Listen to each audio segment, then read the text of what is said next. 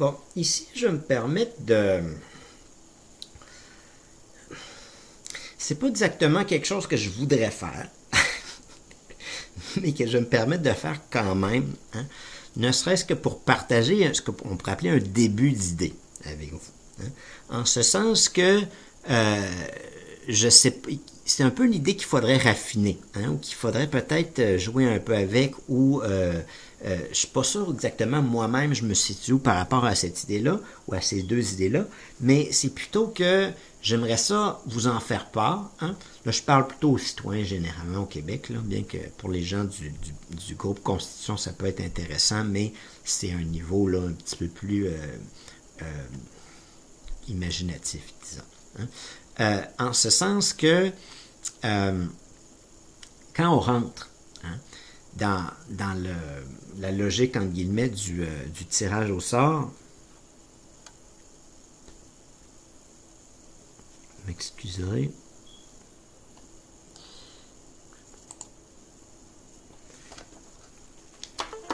Je voulais juste débrancher quelque chose.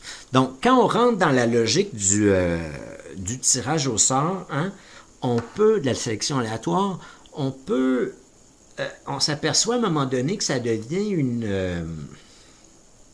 ça ouvre un ensemble de possibles. Hein. Et puis, il y a deux de ces idées-là, de ces possibles-là, qui mériteraient peut-être, enfin à mon avis, hein, qui mériteraient d'être explorés. Sauf que, je ne vous le cacherai pas, ils vont à première vue sans doute vous sembler un peu étranges. Puis c'est la raison pour laquelle j'en fais pas exactement des propositions, j'en fais comme... Je vous pitch un peu ça pour vous faire réfléchir. Hein? C'est plus je ne sais pas exactement comment appeler ça, une pré-proposition peut-être, mais c'est plus à ce niveau-là. Hein? Il y a bien longtemps, j'ai exploré ces idées-là par écrit, puis là, j'y vais un peu de mémoire, mais reste que de toute manière, pour expliquer l'essentiel de l'idée, hein, ça reste intéressant comme ça. Hein. Donc, la première idée, c'est essentiellement que hein, là, on s'adresse à comment est-ce qu'on pourrait utiliser le tirage au sort au niveau de la démocratie municipale, entre autres. Puis là, on a un gros avantage par rapport aux institutions nationales ou centrales, c'est qu'au niveau municipal, hein, tout ce qu'on a besoin de payer au monde, c'est un billet de métro ou un billet de bus ou un taxi à la limite ou qui se déplacent en leur voiture si on a une voiture. Mais autrement dit, pour que les gens se rassemblent dans un endroit, on n'a pas besoin de les déplacer, leur payer un logis puis de leur donner un salaire. On peut le faire hors des heures de travail pendant la fin de semaine ou à différents moments. Puis on n'a surtout pas besoin d'avoir un transport qui est très coûteux. Hein. Autrement dit, dans une ville, puis prenons Québec ou Montréal ou peut-être Sherbrooke, tiens, pour prendre excusez-moi de le dire, mais une plus belle ville. Donc, si on prend une belle petite ville comme Sherbrooke, je ne vais pas vous cacher que j'ai quand même mes préférences. Bon, je suis un peu baveux pour les gens de Montréal, là, mais prenons une ville comme Sherbrooke, puis on regardera sur Montréal après pour le fun. On va se promener entre les deux, on va être démocratique. Je suis un gars de Québec, fait que excusez-moi, là, mais bon. Et puis, bon, peu importe la ville où on se trouve. On prend une petite ville comme Sherbrooke pour commencer. Hein, on pourrait, à Sherbrooke, par exemple, hein, piger 200 personnes, hein, 200 Sherbrookeois, puis leur dire que vous, hein, pendant 6 mois, vous allez être un peu comme des super citoyens. Hein. C'est-à-dire que vous allez avoir des pouvoirs plus importants que les autres citoyens pendant ces 6 mois-là, à l'intérieur de toute la patente municipale, à l'intérieur de tout le gouvernement municipal dans la ville de Sherbrooke. Hein. Tout de suite, on va aller à Montréal pour voir ce qui se passe à Montréal, pour ne pas me faire trop d'ennemis. Hein. On arrive à Montréal, puis là, on se dit, bon, on est dans une plus grande ville, fait que là, on va en piger 2000. Hein. Fait que là, on aurait 2000 grands citoyens, hein, qu'on pourrait appeler autrement, là, grandes ou appelez ça comme vous voulez, les super citoyens, qui, à ce moment-là, pendant leur mandat, hein, X, là, j'ai dit 6 mois, mais ça peut être autre chose, qui auraient comme fonction de représenter les autres citoyens à l'intérieur de l'appareil municipal. Puis là où ça devient intéressant, hein, c'est que on aurait soudainement, hein, une démocratie municipale très vivante par rapport à un gouvernement municipal qui est élu avec des taux de participation dérisoires, hein, et qui finalement représente on ne sait qui. Hein? N'importe où, là, dans toutes les municipalités du Québec, c'est la même chose. Il ne faut pas se cacher que les taux de participation sont tellement bas que finalement, qu'est-ce que ça...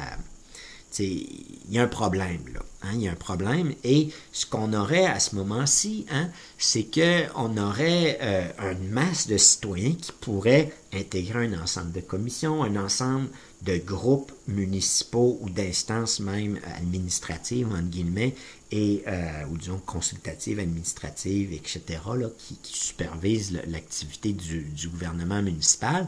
Et là, incarner la présence citoyenne à l'intérieur de ces instances-là. On peut imaginer, par exemple, que supposons qu'on prend Montréal, qu'il y ait 500 de ces personnes-là qui forment une grande assemblée et que cette grande assemblée-là contrôle le gouvernement municipal. Ou 200 ou 100, ou mettez le nombre que vous voulez, là, mais une masse significative de citoyens qui essentiellement sert de législatif à ce gouvernement municipal-là qui deviendrait un exécutif.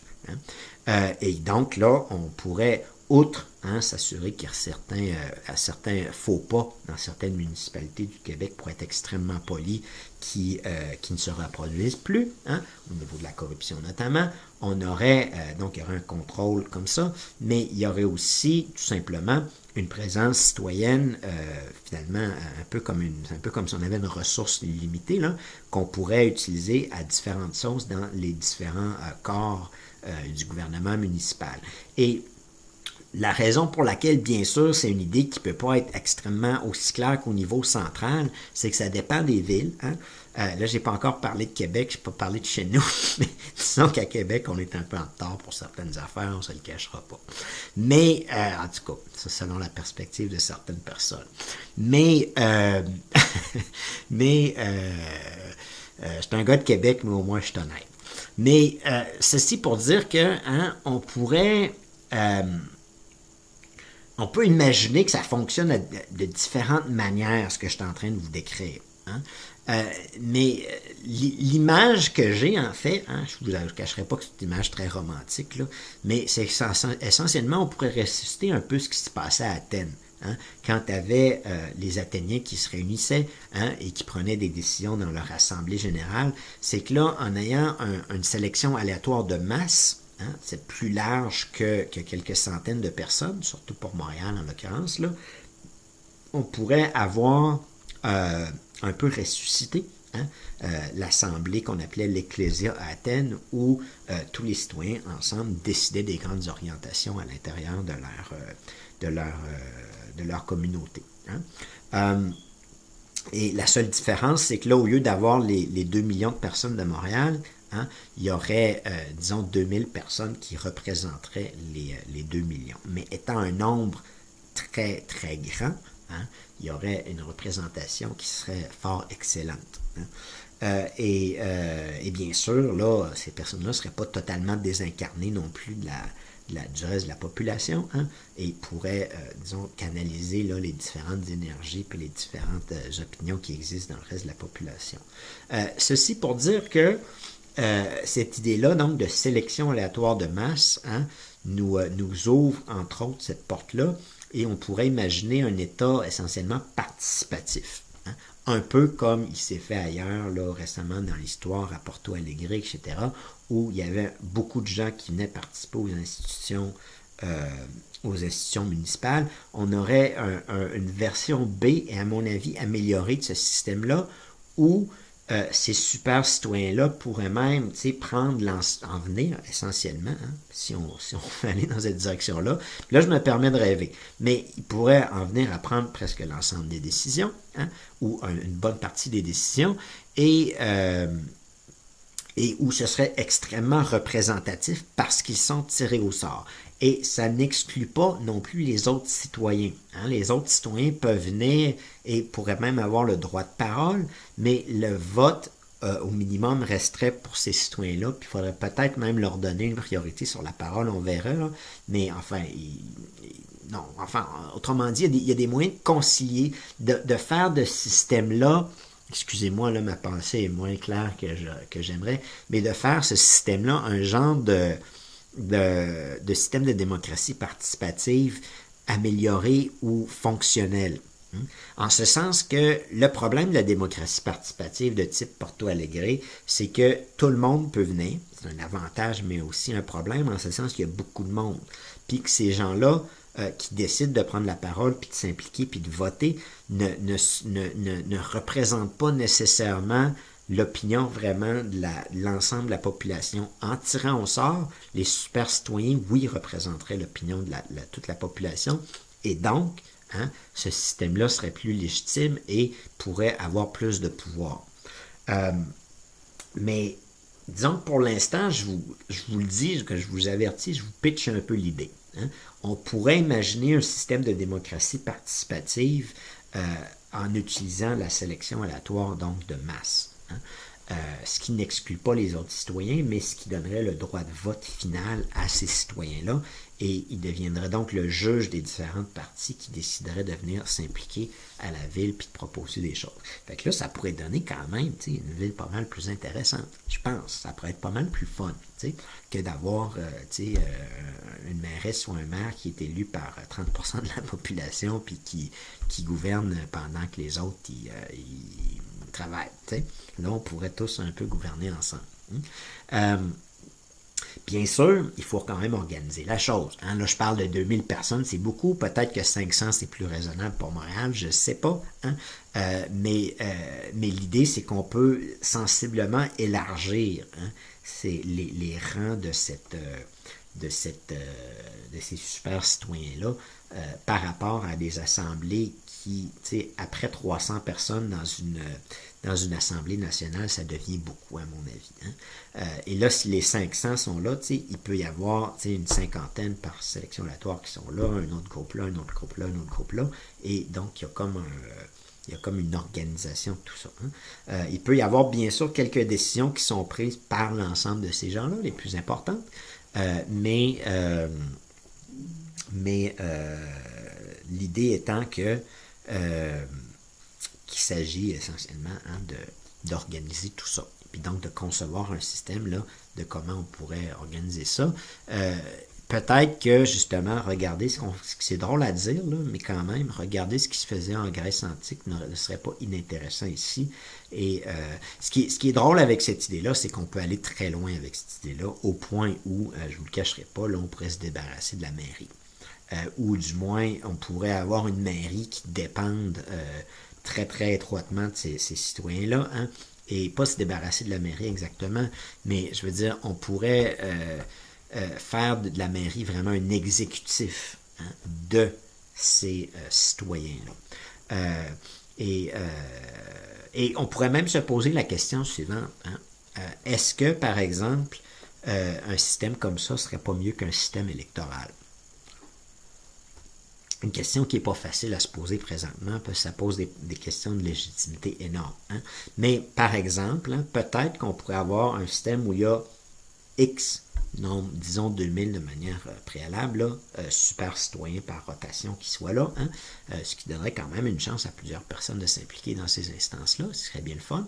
Mais aussi, on pourrait peut-être limiter l'élection à une personne qui représenterait l'exécutif de la mairie à ce moment-là et qui aurait ce grand législatif plutôt pesant en termes de présence, et donc une présence citoyenne permanente qui, à ce moment-là, s'assurait que les décisions dans la ville vont dans l'intérêt des citoyens et puis que que les citoyens ont bien leur place. Bon. Comme je vous dis, cette idée-là, je vous la pitch, faites-en ce que vous voulez, mais c'est un peu pour vous donner une idée. Puis là, on peut retourner à Sherbrooke, on peut aller à Québec, on peut aller en région, puis voir comment une idée comme ça pourrait être évidemment adaptée puis un peu différente là-bas, mais où on pourrait essentiellement aussi, dans toutes ces municipalités-là ou toutes ces régions-là, avoir un gouvernement participatif de proximité beaucoup plus foisonnant que ce qu'on a aujourd'hui. Et donc, essentiellement, ce que je suis en train de vous dire, c'est que au niveau municipal, les problèmes J'ai l'impression que je suis mal préparé pour la présentation que je fais. Hein. Cette idée-là, je ne vous cacherai pas, j'en ai fait une annexe, hein, un grand livre que j'avais écrit une dizaine d'années sur le tirage au sort, puis où j'exposais mes idées sur les institutions centrales. Mais ce que je voulais dire, c'est que on va pouvoir, c'est que les problèmes au niveau municipal, le problème de la démocratie municipale est à différentes, selon la taille des municipalités et pratiquement où ils sont, hein, puis leur étendue, surtout si on parle de certaines et des régions, là, est variable, mais le problème qui est là est fort différent, hein, de ce qui est au niveau central, au niveau de l'État, et donc le type de solution va aussi être fort différent.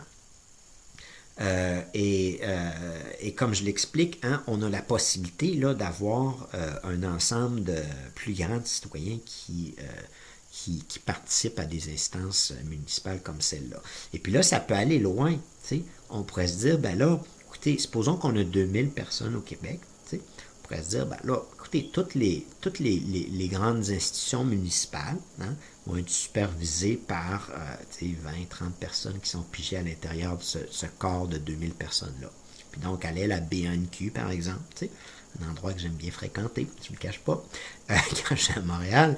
Et puis, on pourrait se dire, ben là, il y aurait un genre de gros conseil administratif citoyen qui regarderait l'institution puis qui s'assurerait qu'elle va dans le sens du service aux citoyens puis qu'il y a certaines choses qui ne se... comment dire, ne rouille pas à l'intérieur d'une administration comme celle-là. Hein. Puis je pense que c'est le cas dans plusieurs, un peu partout, là, hein. Mais là, on peut imaginer quelque chose comme ça avec ces citoyens-là. Par ailleurs, hein, on pourrait, si on voulait se permettre, là, s'imaginer de tirer des gens au sort et de les mettre à la tête aussi d'Hydro-Québec. Hein? Donc, d'une assemblée là, au niveau d'une instance là, au niveau national, mais avec un genre de mandat similaire. Hein? Je ne suis pas en train exactement de proposer ça ici, mais je vous lance un ensemble de pistes. Hein? Et donc, au niveau municipal, hein, c'est un peu l'idée que je voulais vous permettre d'explorer. En tout cas, ça pourrait être le fun. Ça pourrait être le fun à Montréal, là, d'avoir 2000 personnes qui, finalement, sont partout dans la ville, hein, puis qui gèrent une grande partie qui s'assure que le gouvernement municipal est bien géré, hein, mais pas juste ça, mais qui apportent des idées aussi, hein, qui sont là aussi pour dire comment on peut améliorer les choses, puis comment on peut pour être un canal permanent de communication avec la population, tu sais, ce serait hyper intéressant, je pense. Et ça donnerait une société, je pense. En tout cas, je suis plutôt partisan de Sherbrooke, mais peut-être qu'avec ce système-là, j'aimerais ça plus quand je vais à Montréal. Sans blaguant, là. Mais essentiellement, hein, ça donnerait une fibre intéressante à cette société-là. Le fait aussi qu'on pourrait sélectionner un nombre plus important de personnes, hein, bon, là, ça pourrait, évidemment, si on avait 2000 personnes, ça pourrait être quelque chose comme ils se libéraient le vendredi, hein, puis aux frais de l'État, puis que ces personnes-là, à ce moment-là, elles représenteraient les autres citoyens à ce moment-là. Hein, c'est pas une représentation à temps plein, là.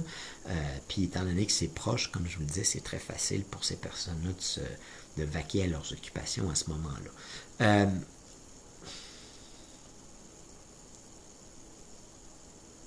Et donc, ce qu'il faut en retenir, hein, c'est que le tirage au sort, de manière un peu surprenante, nous permettrait aussi de revamper, en bon anglais ou au québécois, au québécois-anglais peut-être plus, de redonner un autre souffle, finalement, à ce qu'on appelle la démocratie participative directe, hein, en faisant en sorte qu'on puisse avoir un ensemble assez important de citoyens pour qu'ils soient éminemment représentatifs du reste et qu'ils puissent légitimement prendre des décisions dans des organes plus participatifs, hein, qui engagent et qui engagent le reste de la population.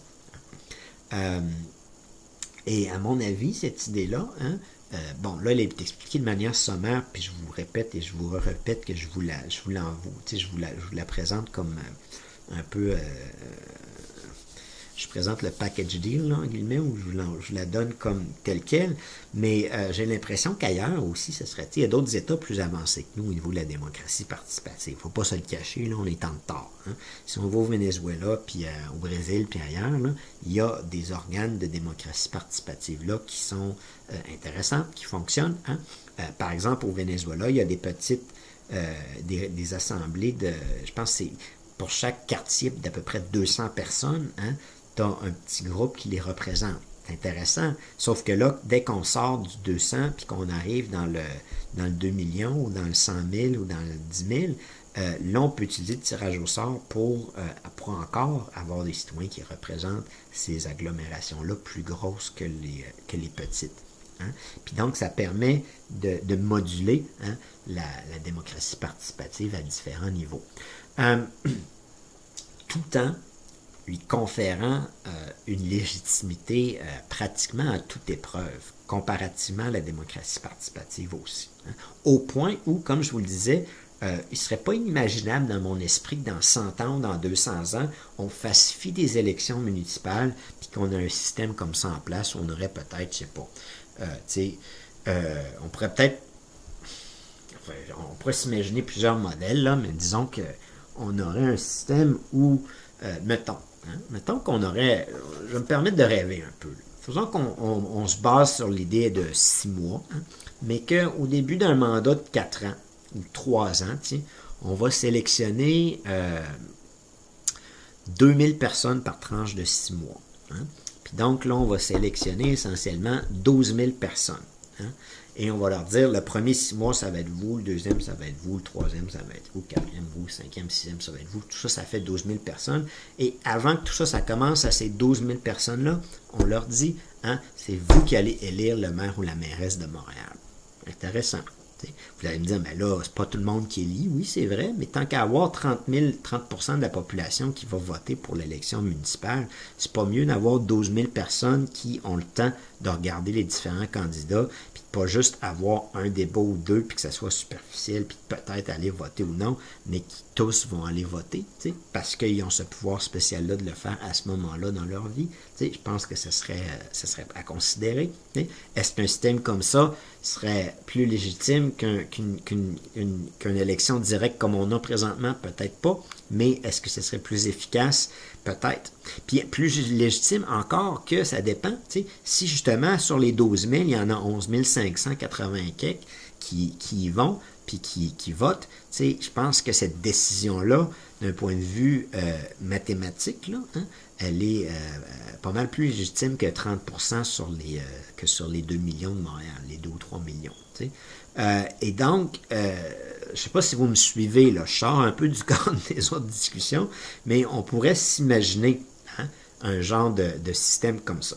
Ça m'amène justement à l'autre sujet que je voulais discuter, hein, la deuxième idée, ce que j'appelle, et puis là, riez pas trop en entendant le terme, mais une idée de, comment j'appelais ça, des mini-référendums. Puis le mini-référendum, ce serait quoi? C'est que au lieu d'avoir 8 millions de personnes au Québec qui votent, hein, sur une décision, ce qui a des coûts énormes, hein, parce qu'il faut quand même que ces gens-là puissent se libérer un tel jour et que il faut isoler une journée pour ça, puis organiser évidemment toute l'élection, ça coûte cher, ça peut coûter, je pense, de mémoire 50 millions, hein, faire un référendum. Au lieu d'avoir ça, hein, on aurait, enfin 50 millions, citez-moi pas, là, mais de mémoire, c'était quelque chose qui, pour les élections, quelque chose comme ça. Mais au lieu d'avoir ça, hein, on pourrait se dire, quand il y a des décisions qui sont importantes, hein, plus que des décisions courantes dans la loi ou etc., mais qui ne requièrent pas ou qu'on ne pense pas qu'ils requièrent un référendum complet de la population, on pourrait se dire, on va sélectionner 10 000 Québécois. Hein? Et peut-être plus, peut-être moins, là, on pourrait aller entre 5 et 20 000. Faites un peu jouer avec les chiffres comme vous voulez, mais disons 10 000 pour donner un exemple, là, puis dire que ces 10 000 Québécois-là vont se pencher sur une question particulière, hein, puis vont se prononcer au nom des Québécois sur cette question-là. Hein. Encore une fois, vous allez me dire, c'est pas juste pour les 7 990 000 autres. Ça l'est c'est relatif. Ça dépend comment les autres participent puis dans quelle mesure sont bien informés du sujet à l'ordre du jour. Parce que la sélection aléatoire, à ce niveau-là, est tellement béton, hein, que ça nous permet d'avoir une assemblée qui est pratiquement certainement représentative du peuple et surtout qui va pouvoir, si on lui donne les moyens, hein, on lui donnerait par exemple le moyen d'assister à des débats plus en profondeur, de poser des questions, de revenir, puis d'avoir d'autres intervenants qui viennent enrichir sa réflexion. Hein. Ces citoyens-là pourraient aller beaucoup plus profondément que les 8 millions d'autres citoyens sont amenés à le faire dans le cadre, par exemple, d'une élection ou d'un référendum. Et donc, la question se pose peut-être, hein, est-ce qu'un mécanisme comme ça ne serait pas certainement plus efficace, moins coûteux, hein, mais aussi peut-être même plus légitime d'un certain point de vue qu'une élection superficielle ou qu'un référendum superficiel sur une question. Hein. Puis là, on peut grossir le 10 000. Hein, on pourrait se dire, il y en a, on pourrait mettre X. Hein, mais ces deux idées-là, en fait, sont apparentées, hein, puis relèvent d'un concept unique d'une certaine manière, hein, un concept mère, qui est le concept de sélection aléatoire de masse. C'est que là, on ne sélectionne plus 250, 500 personnes, peut-être 200-300. Là. On est plus à des niveaux 500 et plus, puis jusqu'à des quelques milliers. Hein. Et encore une fois, hein, cet outil-là, à ce niveau-là, nous permettrait de peut-être prendre certaines décisions de manière plus efficace qu'autrement. Puis je pense que cette dernière idée-là, il faut un peu la laisser cogiter. Hein? Si on y réfléchit, il y aurait peut-être, on peut penser à des sujets pour lesquels ce serait peut-être intéressant d'en faire d'avoir une... Même si, par exemple, hein, là, je me permets de rêver, je ne vous le cache pas, là, je ne suis pas en train de vous donner des idées, je suis en train de vous amener faire un tour du paysage de la sélection aléatoire. Mais supposons, hein, que on pourrait utiliser ces assemblées-là même de manière consultative ou de manière un peu préalable à un référendum. Imaginez, par exemple, hein, qu'on ait une assemblée constitutionnelle au Québec, okay? Et puis que l'assemblée constitutionnelle fasse son travail, hein, puis qu'à la fin, on vient avoir une proposition. Hein, puis que là, l'assemblée constitutionnelle décide, hein, de convoquer un mini-référendum pour poser la question à ces gens-là, qu'est-ce que vous en pensez de cette proposition-là? Fait que là, ces citoyens-là sont un peu mieux nourris que les autres, au point de vue informationnel. Hein? On peut même les nourrir avec la vraie nourriture, mais au niveau informationnel, on leur donne on leur donne un peu le mandat de s'informer davantage de un, hein, c'est quand même un peu leur responsabilité aussi, mais on leur dit, votre voix va porter un peu plus, là. Hein? Puis, supposons que ces 10 000 citoyens-là, hein, votaient sur cette proposition-là avec X, hein, cette information-là, ça serait très utile à l'Assemblée constitutionnelle. Elle saurait que des citoyens informés vont dans un sens, puis qui appuient ou qui sont en désaccord avec la proposition qu'elle vient de formuler. Hein. Et puis ce que ça veut dire aussi pour les autres citoyens, c'est que les 10 000 personnes mieux informées qu'eux à ce moment-là sont allées dans tel sens. Ça veut dire que s'ils suivent les lois de la probabilité, là, leurs intérêts sont dans le sens que ces 10 000 personnes-là auraient déterminé. Autrement dit, ça établirait d'une certaine manière, c'est un exemple, hein, c'est même pas quelque chose que je suis en train exactement de proposer, peut-être, je sais pas, mais ça restera un genre de contrôle, hein, sur l'activité de l'Assemblée constitutionnelle elle-même. Puis, on pourrait, là je vais me permettre d'être baveux, hein, c'est-à-dire de vous, pas baveux, là, mais je vais me permettre de... Excusez-moi, j'ai un peu froid là où je suis, c'est pour ça que je me couvre. Je vais me permettre de vous provoquer.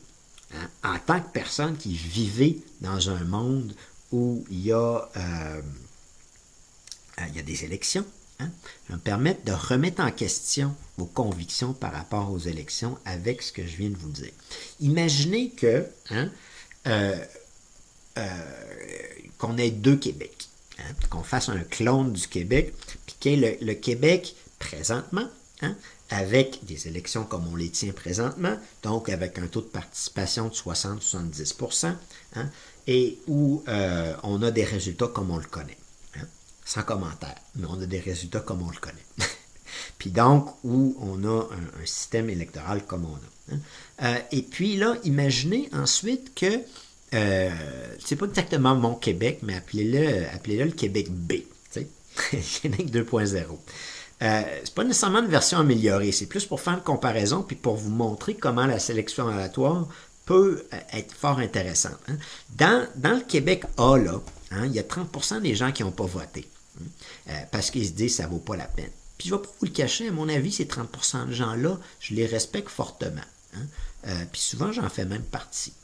En ce sens que je regarde les partis politiques puis je me dis, c'est dommage, mais malgré vos belles faces puis vos belles idées, là, je sens pas que je peux vraiment, sincèrement, vous dire que je suis d'accord avec ce qu'il y a dans votre programme politique. C'est vrai que j'ai des idées un peu particulières, là, je vous le cacherai pas, mais où je peux pas, en toute franchise, dire que je veux donner mon pouvoir en tant que citoyen à un élu. Mais néanmoins, ce qui est clair, c'est qu'on a une trentaine de pourcents de personnes qui ne votent pas, puis les 70 autres qui votent, entre vous et moi, là, êtes-vous tellement sûr que ces gens-là votent de manière éclairée? Je ne suis pas sûr. Puis ce qui est absolument certain, c'est que même s'ils font un peu d'effort, si on switch pour aller dans le Québec B, puis qu'on sélectionne ne serait-ce que 10 000 personnes, puis qu'on donne comme mandat à ces 10 000 personnes-là d'élire au lieu que ce soit une élection générale par le peuple, on leur donne comme mandat d'élire les gens de l'Assemblée nationale. Hey, si j'étais une des 10 000 personnes, là, je me forcerais. Parce que je me dirais, quand même, ma voix porte un peu. T'sais. Là, ça a du poids, ce que je vais décider. T'sais. Puis, à ces 10 000-là, bien sûr, étant donné qu'il y a un nombre plus limité, il y aurait intérêt à approfondir la question, à vraiment voir, puis à jaser avec les autres 10 000, puis leur dire, écoutez, ceux-là, ils nous ont dit ça, mais dans le fond, vous pensez à telle affaire. Puis il y aurait possibilité de débattre. Supposons que ce 10 000-là était séparé dans toutes les régions du Québec, puis qu'il y avait 15 assemblées de à peu près 600-800 personnes dans chacune des régions du Québec. Et puis que cette assemblée-là, donc, ces 10 000 personnes-là, représentent tous les Québécois, viennent de partout, représentent aussi sociologiquement, démographiquement, absolument tout le monde, parce qu'ils sont un nombre énorme de personnes. Allez demander à une personne qui fait des sondages comment 10 000 personnes sélectionnées au sort, c'est représentatif. Et puis que surtout, il y aurait un peu plus de moyens puis de temps d'approfondir ces questions-là. Je pense que, puis c'est là où je deviens provocateur, que le Québec B aurait des meilleurs politiciens que le Québec A.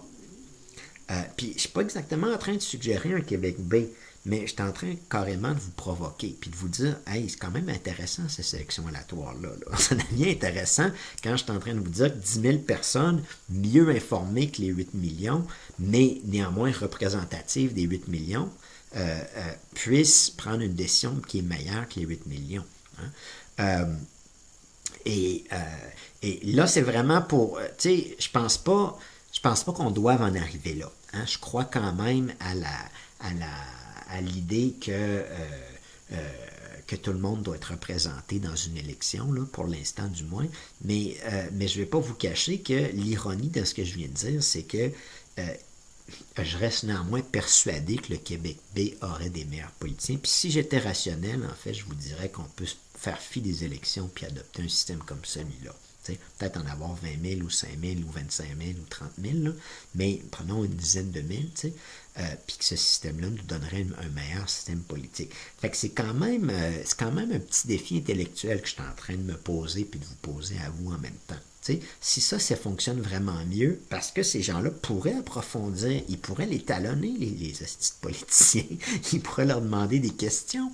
sais, il pourrait leur dire, ben, venez faire la tournée des régions, venez voir chacun de nos groupes, puis on va piger 20 personnes au sort, puis ils vont vous poser des questions. Puis si on n'est pas content de la manière que vous les posez, vos questions, ces personnes-là vont pouvoir continuer de vous poser la question jusqu'à temps que vous y répondez. Ce ne sera pas un petit spectacle là, à TV excusez-moi là, mais comment on appelle ça, du débat des chefs. Hein? Ce serait un débat en profondeur. Puis ce ne sera pas juste les chefs, ça va être toutes les autres aussi. T'sais? On pourrait talonner chacun, puis on pourrait voir chacun qu'est-ce qu'il vaut vraiment.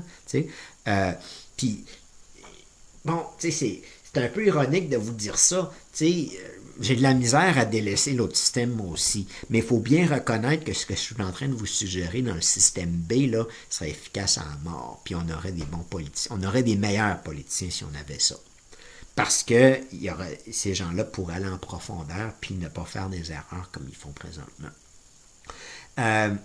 Et c'est donc, pour vous donner un peu une idée, provocante, j'espère un peu, parce que je viens de remettre en question toute la base du système électoral, finalement. Je suis en train de vous dire, votre système électoral, on pourrait le remplacer par une patente comme ça que je suis capable d'écrire sur un point de table, puis qui fonctionnerait mieux que votre système à vous, puis qui serait, d'un point de vue légitimité, on va me dire, oui, tout le monde ne participe pas, c'est vrai, mais eux, ils participent bien. Hein? Puis moi, je préférais avoir une chance sur 800 ou 8000, là, je ne sais pas trop, d'être membre de ces 10 000 personnes-là que d'avoir mon droit de vote actuel.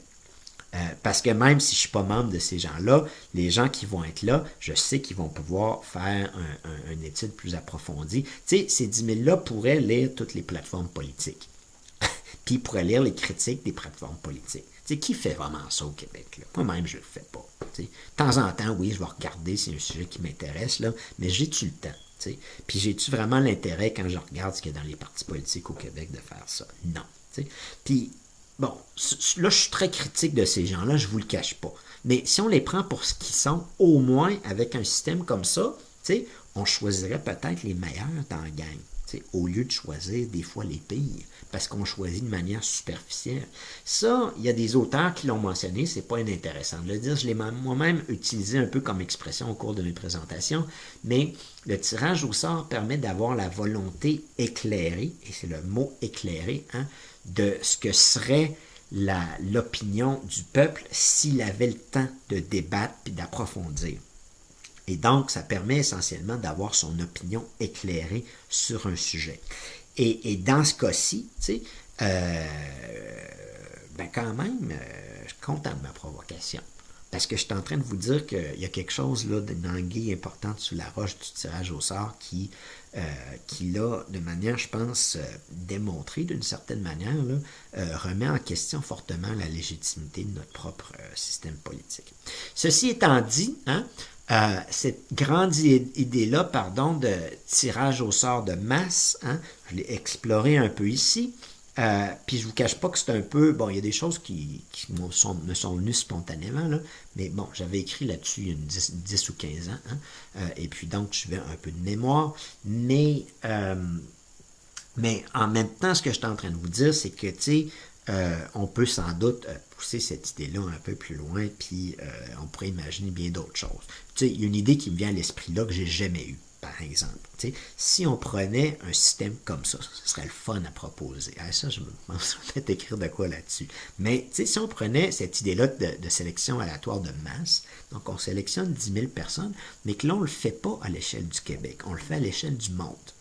Puis que ces gens-là, on leur dit, pendant 4 ans, c'est vous qui allez être le peuple pour les assemblées internationales qu'on va avoir, pour les organisations mondiales.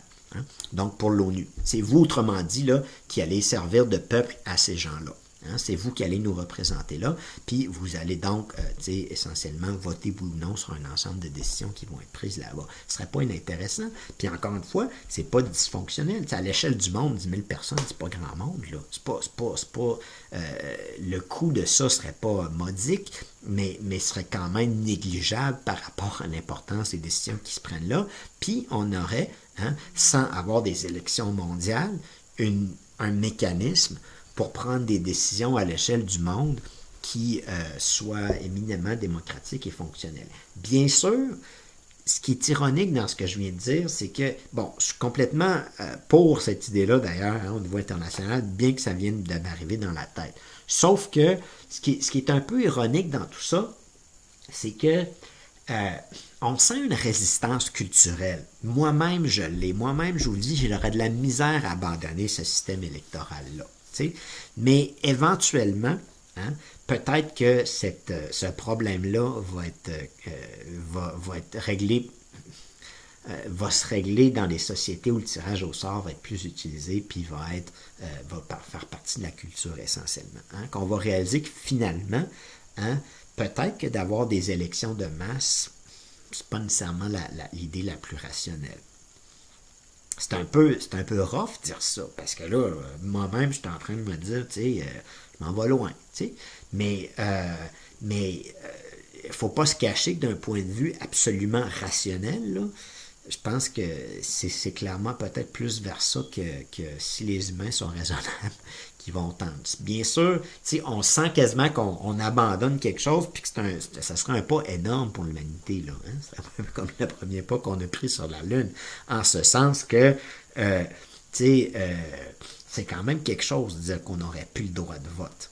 Hein? Mais qu'on aurait le droit d'être sélectionné au sort comme ça et qu'on ferait confiance, hein, aux personnes qui sont sélectionnées au sort comme ça sur la base de la raison, sur la base que c'est mieux d'avoir 10 000 personnes bien informées que d'en avoir 8 millions qui sont informées par un débat des chefs, hein, pour revenir à notre échelle bien québécoise.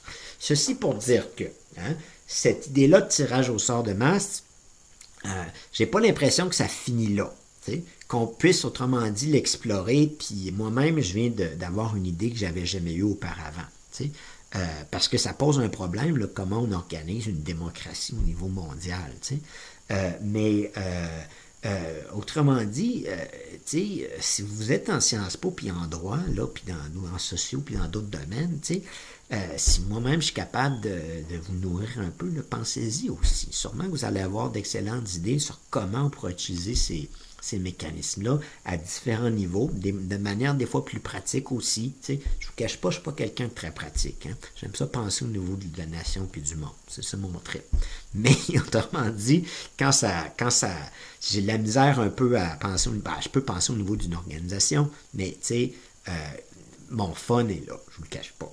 Mais il y a aussi un ensemble d'autres situations à l'intérieur d'une société où ce mécanisme. Pensez à l'université, par exemple.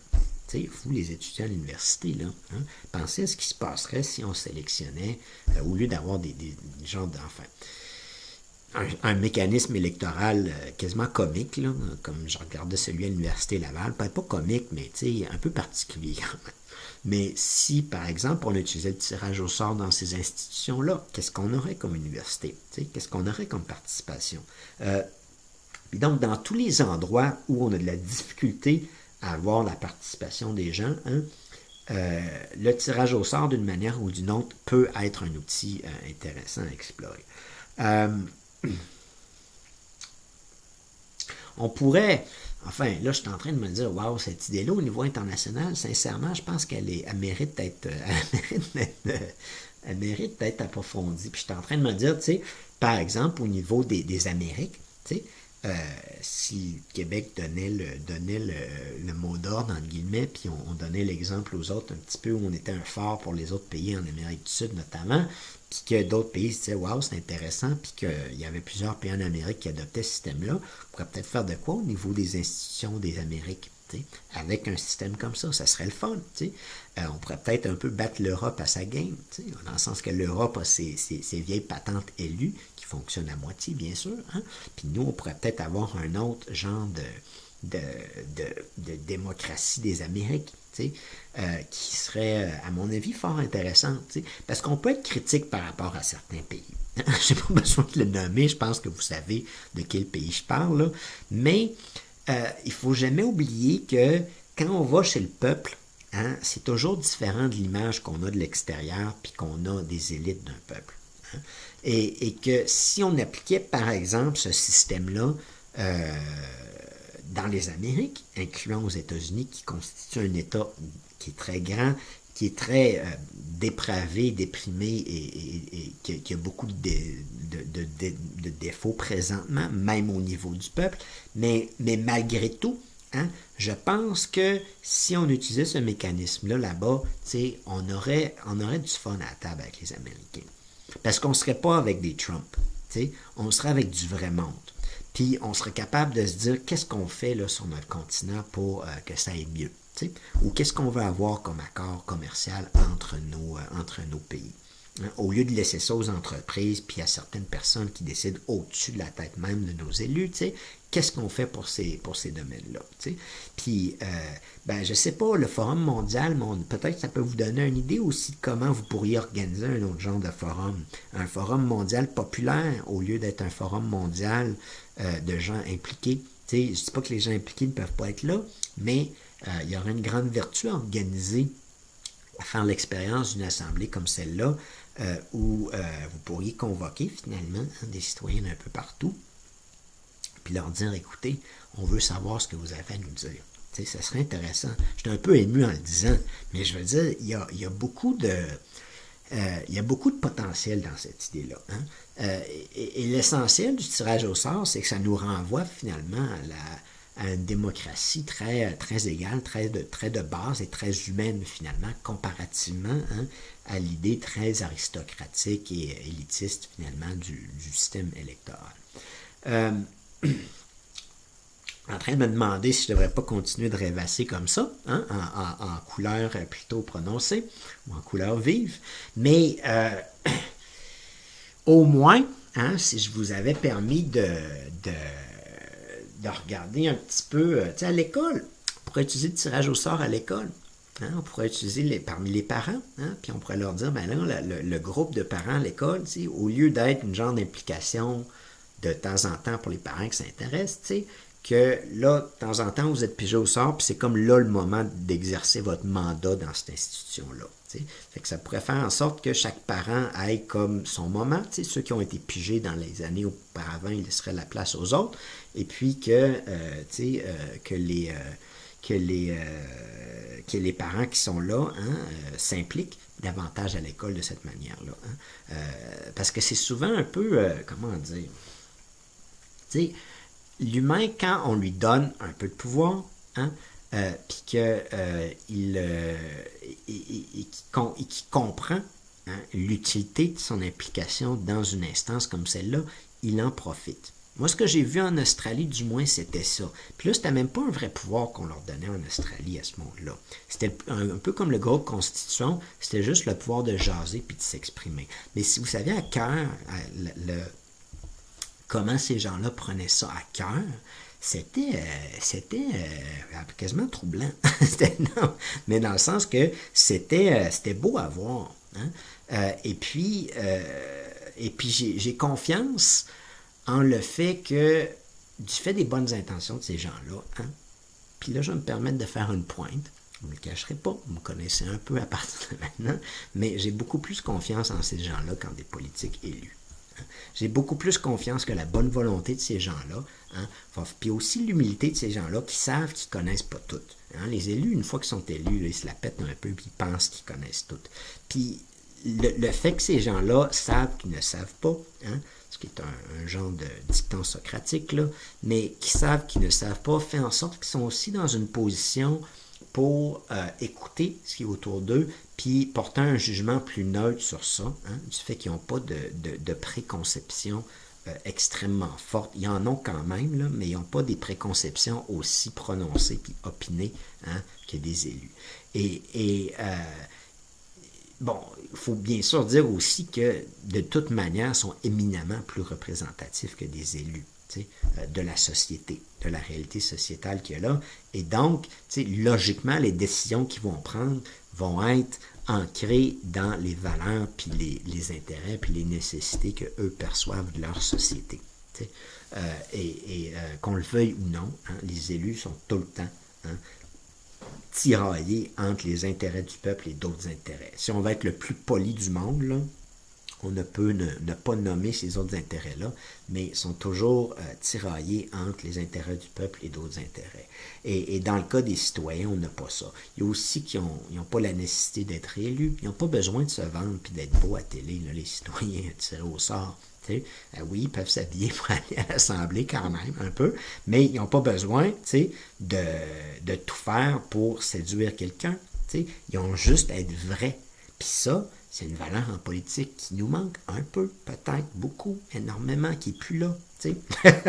C'est quelque chose qui, je veux dire, c'est l'essentiel quand même, là. Hein? Si on n'est pas capable d'avoir des gens honnêtes, on ne va pas aller loin dans notre société. Hein? Puis présentement, je peux vous dire que notre système politique attire un ensemble de gens qui ne sont pas nécessairement le plus au monde.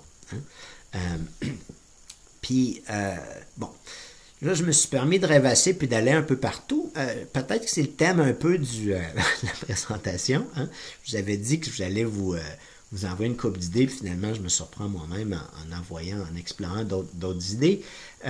Mais si au moins cette présentation-ci vous avez fait réaliser comment cet outil-là peut nous aider grandement, hein, à retrouver finalement, même pas à retrouver, mais à trouver une démocratie qu'on n'a jamais vraiment eue à 100%, hein, ou qui est insatisfaisante, ou qu'on a pensé avoir, qu'on avait le suffrage universel, mais qu'on s'est aperçu qu'il y avait un autre problème qui était celui du principe électoral lui-même, hein, que ce principe-là, je pense, peut être éminemment, en fait, libérateur pour l'humanité. Et j'ose dire que je conçois très mal d'un monde dans l'avenir qui n'utilise pas ce mécanisme-là. J'ai confiance en fait que ce mécanisme-là va éventuellement complémenter au minimum et supplanter en termes de légitimité, hein, le principe vieillot de l'élection. Et que dans cette humanité-là, hein, je pense qu'on va avoir une humanité un peu plus intéressante, égalitaire, hein, et puis qui soit intéressante d'y participer. Et donc, en tant que vieux paternaliste, hein, je vais vous souhaiter la bonne chance pour ça pour les plus jeunes.